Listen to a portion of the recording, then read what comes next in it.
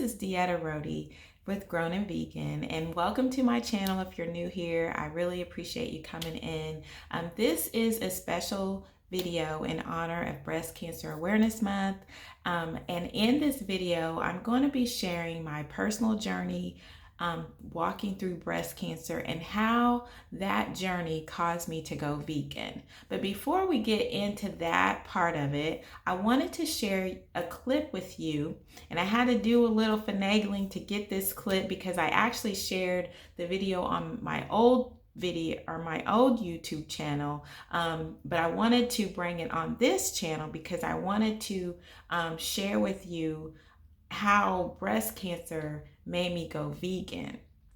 And so, but I wanted to share this clip because this is the video that I recorded when I was actually still going through breast cancer. I was in treatment at the time, and I was beginning to do videos on my journey and just share my experience. So I wanted to share that clip with you, and then I'll be back in the video to talk more about how breast cancer made me go vegan.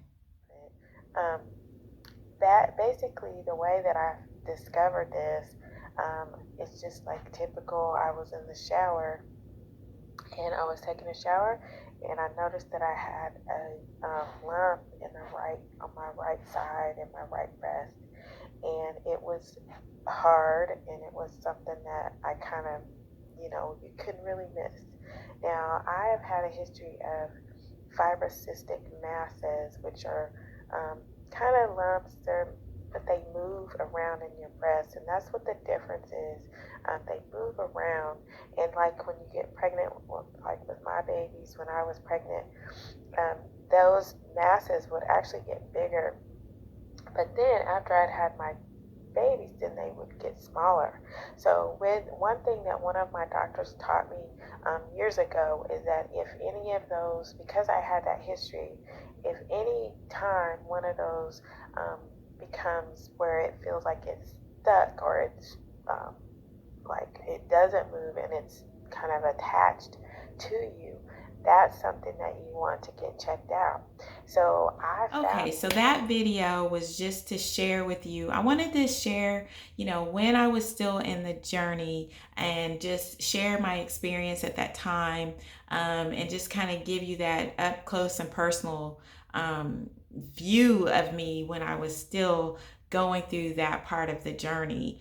Thankfully, today I am cancer free, and I am a 2-year breast cancer survivor at the recording of this video in October of 2021. And so I wanted to just share, since I have transitioned into a vegan diet as a result of going through breast cancer, I wanted to share that with you. But what I didn't share in that clip, I wanted to kind of just take you back and give you a brief overview of my journey up to this point, and then, lay everything out. So in 2018, or I'm sorry, yeah, I'll go ahead and start in 2018. The end of 2018, about this time in October, I went for a mammogram like most women do. And, maybe you go at a different time, but hopefully you're going to get checked. But I had a mammogram, and, everything was fine according to the person who did the mammogram. But one thing I will say is that when I went through that, I actually had this gut feeling that something wasn't right. Something wasn't right. I just, but I went ahead. I was glad to get that off my list. I just wanted to get the mammogram done, get that checked off my list, and keep it moving. And so I had that mammogram done in the end of 2018, around this time in October, somewhere around there. Well, fast forward about 6 months, in April of 2019, I was in the shower one day. I was living in an apartment in Florida, and I had been divorced about maybe a year and a half, I guess. And so I was single, and I was in my apartment, I was living my life, doing the things I needed to do. And one day I was in the shower and I was taking my shower, washing myself. And then the next thing I know, I hit something in my breast and it was a hard lump. And I'm like, what in the world, And so I just kept on going. But one of the things, now I'm a believer. So, as soon as I came out of the shower, now at the time, even though I said these words, it really did not register with me. I'm just going to be honest. It didn't really register with me. But I got out of the shower and I was like, I just cursed this thing. I curse it at the root. And, I think I did say, I actually said I cursed cancer at the root. But even when I said that, it still wasn't like clicking that, okay. But that's what I said. So I went on. I didn't really do anything else after that. In my mind, it was settled and I left it there. And so I went on. This was in April. I knew that I needed to, because it didn't go away, I knew that I needed to go to the doctor, but I still wasn't thinking, this major thing was getting ready to happen in my life or was happening in my life. So I did make an appointment to go to the doctor, I think in May. And when I went to my doctor, she actually, by that time, it had grown a lot in that short span. This was April. It had grown quite a bit. I still wasn't connecting the dots though. And this is why I think it's important to share this, because you may not even get it. Like I just wasn't getting it. Nobody, I never knew how the experience happened to people. So, I went to the doctor, I got it checked, and she felt it, but she did not say anything that this could be breast cancer. The only thing that she said was, you need to just get that taken out. She's like, you need to get that taken out. And so she gave me the names of places. Now, when I think about it, hindsight, when I realized the names of the places that she gave me,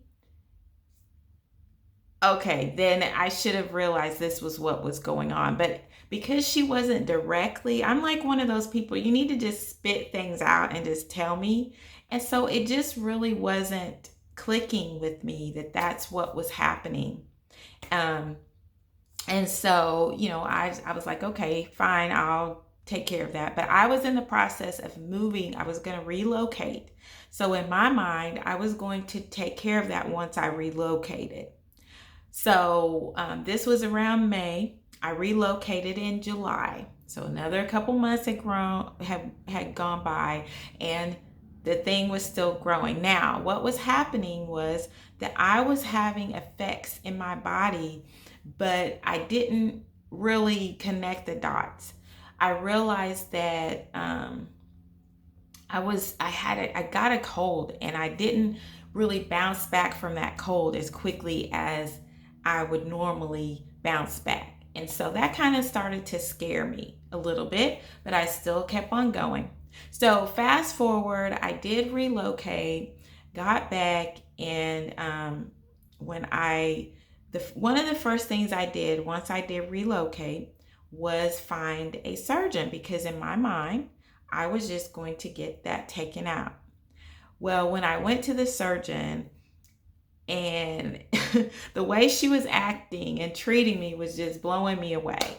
And it was like, why are you being so, she was all up in my space and just like, I'm sitting there talking to her and she's just all like close in my space and just like touching me and being all caring. I'm like, why? And so as we progressed through the visit and everything, ended up, I had to get a biopsy that day. I had to go through everything. And she was telling me, I was like, well, when can we get this taken out? I'm still not really getting it, guys. I don't know why it was so hard for me to absorb this information. But then she was like, we need to get this. I said, when can we get this taken out? And she was like, well, we need to talk about getting it smaller, shrinking it. And I was like, well, how do you do that? how do you do that? Well, chemotherapy. And I'm like, what? What? Chemotherapy. So that is how I learned about it. I had to get a biopsy. And once I got that biopsy, and of course, this was like on a Thursday, or I think it was a Thursday. So I had to wait a weekend to find out. They didn't have it the next day. It wasn't until Monday. And it was like one of the hardest weekends that I have ever had, because I had to wait for those results. And I just felt like I was walking in a fog that whole time. And then, of course, I found out on Monday after my shift. I had worked the whole day and I was just on this adrenaline, but as soon as my shift was over, it's like I could just feel that sinking feeling. And then the doctor called and let me know that that's what it was. And then we were, moving from there. Everything happened at record speed from that point. And so, it just happens. There's something almost every day that you have to do. And just all the, tests and doing this and getting ready for this and, dealing with work and all those different things that happen. And not to mention your emotions that you go through, because your life has just changed in this major way. And what I always compared it is I always felt like I was either holding my breath or underwater. And I just wanted to really get my breath again. Mainly it was like I felt like I couldn't get my breath. You know how you just hold a minute. Can you just, when you feel all these different things happening at one time and you just want people to just chill for a second, that's how you feel when you're walking through breast cancer. At least that's how I felt the whole time. You just want that minute. You just want your breath back. Can you just give me a second? And so you're just in that's your constant state of feeling for that journey. Now, I thank God with all of my heart that I went through my treatments. I went through the treatments. I had chemotherapy. I had surgery. I did a lumpectomy. And then I also had radiation on top of that. And so all of those things, went into treating the breast cancer that I was diagnosed with. And, I went through that. And it was a very, very challenging time. But I also learned a lot about myself. I learned a lot about, I learned how to love myself in a different way, because my appearance changed so drastically. No eyebrows, forehead. I felt like my forehead was sinking back and my cheeks were huge. I had dark patches. It was just a lot of different things that happened. And my appearance just changed so drastically. And so I had to really learn how to love myself. I had to learn how to love myself as a daughter of God, and not based on my ability to do things for people, because, sometimes we can tie our value into what we can produce, and we can tie our value into our position in life and who we are. But when you get to a place when you cannot do anything except for just take care of yourself. I walked through that journey as a single woman. So a lot of times I was by myself. I had to take care of things myself. I got to a point where I couldn't really go to the grocery store anymore. I had to order my groceries. Thank goodness for being able to order groceries and different things like that. And so, it was a lot. And so, just going through that journey, though, I learned that I am more than what I can do and what I can produce in the world. So, what does that have to do with being vegan? what does that have to do with this journey of being vegan? Well, I'm so glad that you asked. I'm very, very excited to tell you about that.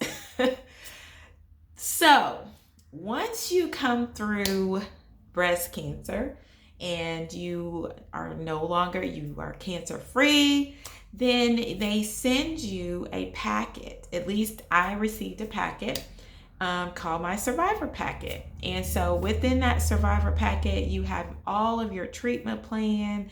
You have, all the different things that happen through the process of your treatment, and also recommendations on what to do after, to maintain your survivorship, to maintain your life, and just to be healthier. And so it took me a while to actually read my Survivor Packet. I looked at it briefly, but then there's just a lot of emotion that goes into this journey. And so it took me a while to actually read through my packet. So I went on a fast at the end of around this time last year. I went on a fast. I wanted to do some cleansing, detox my body, get prepared. I really did it because I was preparing for the new year. So I was, fasting and just journaling and doing some things to detox my life, basically. And so part of that detox was I wanted to abstain from meat. And so I went without meat, and little did I know that was going to be my life. So when I went without meat, for some reason, that fast gave me the courage to actually read my Survivor Packet. That was one of the products or the fruits of that fasting, is that I felt the confidence to actually go through my packet. I don't remember what was happening that day. I just felt like I needed to look through it. So I went through it, and it seemed like when I went through the recommendations, one of the things that they talk about was exercising, 5 times a week, 30 minutes a day. Well, I started off trying to do that, but that hasn't sustained. But one thing that did sustain, and what jumped off the page, was a recommendation for a plant-based diet. And it just seemed like I zeroed in on that. It was highlighted, it was jumping off the page or something. It just resonated with me because I have always, for a very long time, been curious about vegan, or really vegetarian. Not so much vegan, because I always used to say, why do we just skip over vegetarian? What happened to that? But I've always wanted to, and I've tried it before actually, but it didn't stick. I eventually would always go back to meat. And so, but when I seen this, it just seemed like, this is something that I needed to do. And one of the strategies that I used when I was going through treatment and being healed and everything like that was I actually used prayer as a strategy. And one of the things that I felt that God was showing me is that I needed to,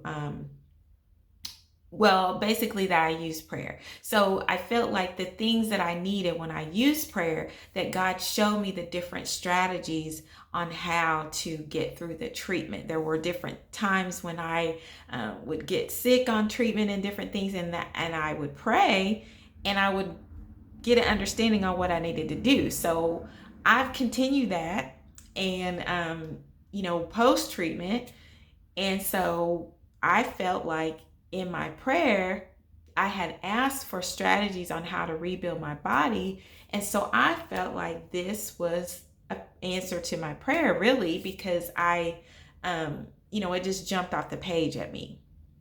And so with that being said, I continued on the journey. Now, I didn't start off full-blown vegan. I was doing, I just took baby steps. I had already stopped eating meat. And so I just continued to build on that. And I still ate cheese for a while. I still ate dairy for a while. I still ate different things. And so I just gradually started to eliminate things until probably, I would say maybe February, March time of this year, 2021, when I became full, I kind of graduated and said, okay, I'm going all in to the vegan. And so that's how I basically became vegan. That's my journey. That's my story. I'm not, I appreciate everyone who, everybody has a different reason for being vegan. Some people do it for the animals. Some people do it, because that they feel very strongly about that, and I admire that, but that is not my personal journey. I'm not a person that if I'm not against meat. I would probably eat meat, but I know that not eating meat is better for me. So I have to be honest about that and where I come from. That's not my personal journey. I'm doing it for my health. So I'm doing vegan for my health. And, I have noticed a lot of difference. Once you come through the treatments that I went through, going through chemo, going through radiation, those different things, it really does a number on your body. And so you have to go through a process of rebuilding yourself, rebuilding your body, getting your body back up, the stamina, your energy, all different types of things. And so that has really benefited me since I've been on this journey. I also take supplements and different things like that, but just it feels good. Now, I didn't notice immediately, because at first I was like, well, is this really all it's cracked up to be? But what I'm realizing the longer that I'm on the journey is that the benefits increase as I'm starting to notice them more specifically. And so, with my skin and different things like that, it's maybe not an overnight solution, but it is a long-term solution, I believe. I believe that the longer that I'm on this journey, I will see more benefits. The longer that if you choose to do that, you would see more benefits. So I don't want to keep, this video is going on a little bit long, so I don't want to keep on going, but I really wanted to share that in honor of Breast Cancer Awareness Month. I have my pink wig on, of course, and just wanted to share that. And I have a resource that I want to share with you. I did write a book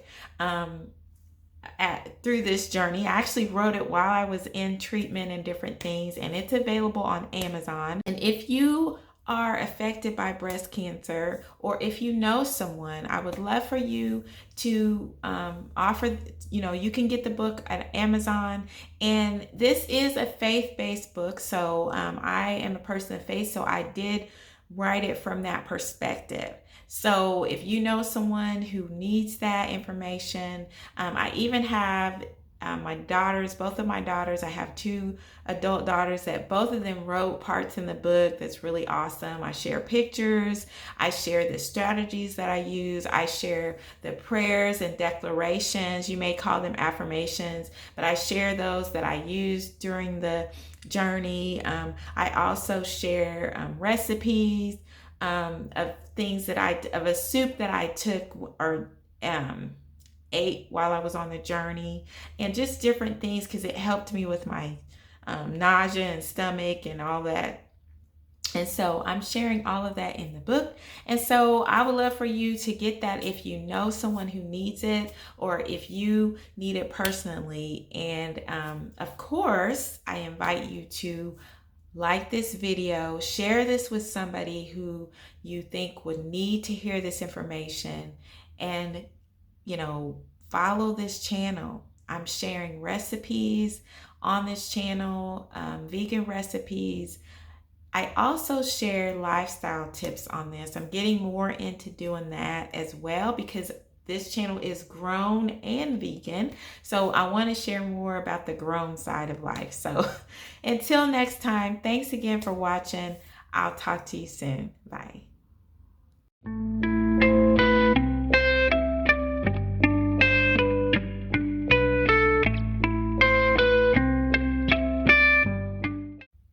Hey everyone, thanks for watching. If you've watched up until this point, I wanted to just pop in really quickly and let you know I've added a bonus clip on the end of this video. If you're interested, then keep watching. I talk a lot about what I'm dealing with as I'm walking through a healing journey, that I'm learning how God has been stripping away really things that I thought were what He wanted me to do.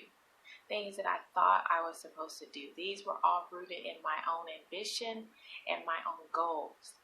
But what He is showing me is how to become just a receiver, and instead of forcing my agenda and asking Him to bless what I'm doing, I'm coming into alignment with